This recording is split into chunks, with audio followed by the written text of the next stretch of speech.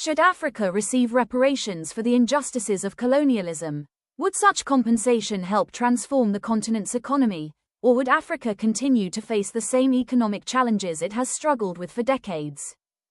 Before we explore this controversial subject, we'd like to thank all our subscribers for your continued support.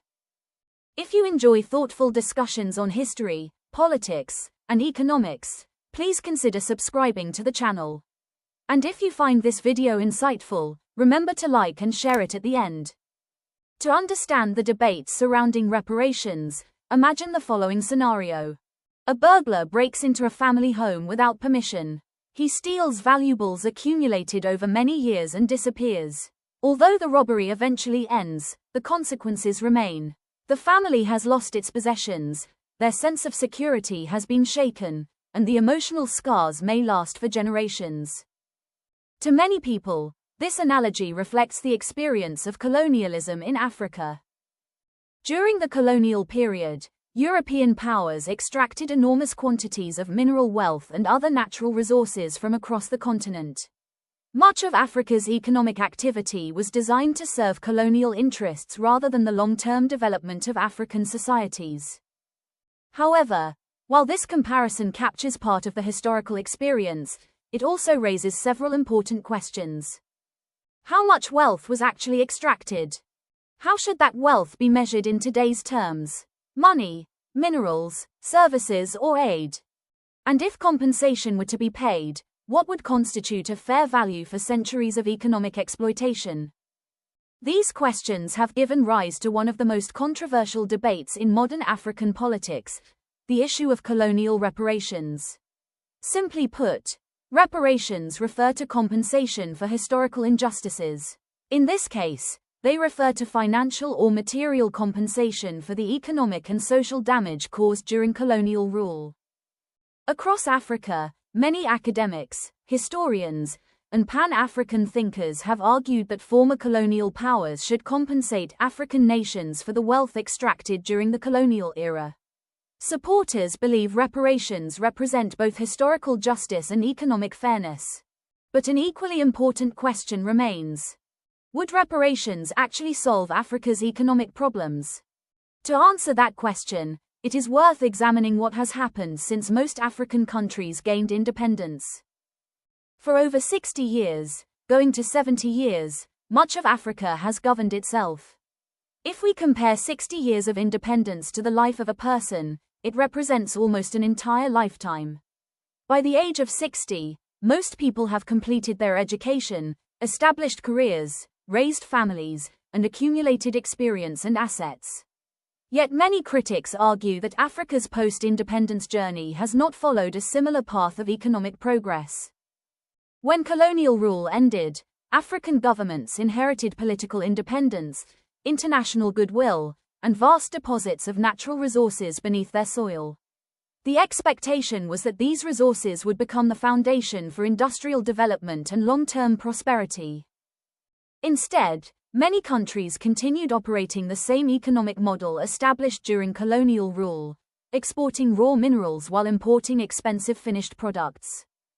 According to critics of the reparations movement, this represents one of the greatest missed opportunities in Africa's modern history. No international law required African countries to continue exporting raw materials without developing domestic manufacturing industries.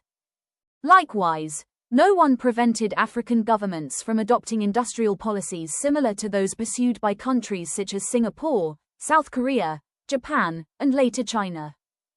Those countries invested heavily in manufacturing, education, technology, and value-added production, transforming their economies within a few decades.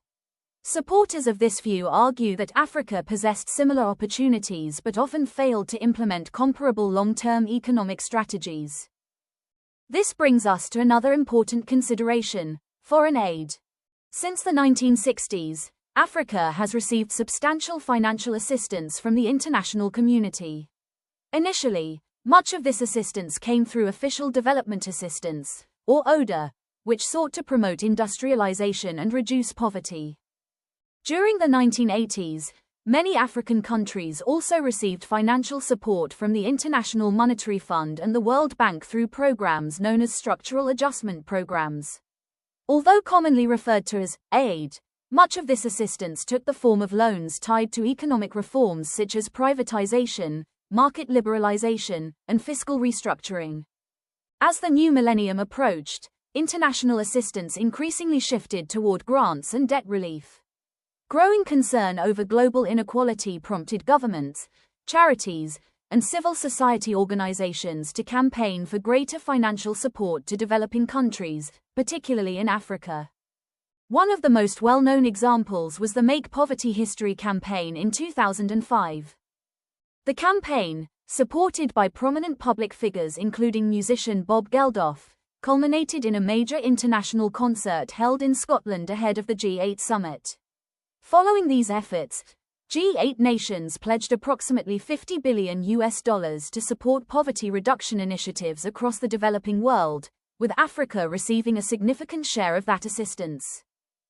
Taken together, these various forms of development assistance amount to an extraordinary level of financial support.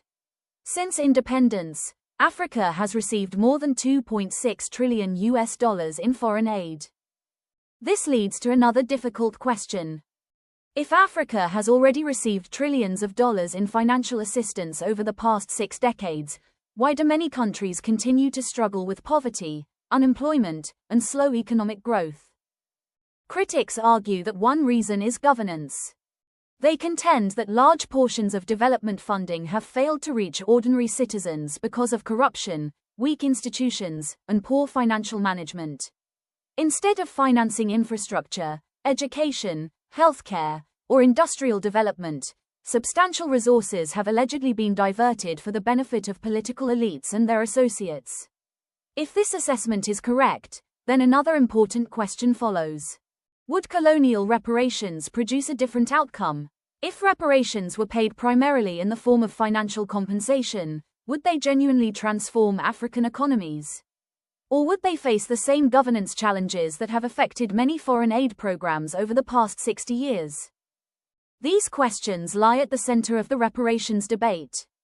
Perhaps the greatest challenge facing Africa today is not simply recovering compensation for historical injustices, but creating the institutions, policies, and leadership capable of transforming natural resources into long-term prosperity. Countries such as Singapore, Japan, South Korea, and China demonstrate that sustained economic growth depends on industrialization, investment, education, innovation, and accountable governance. Whether Africa chooses to pursue reparations or not, these foundations remain essential for future development.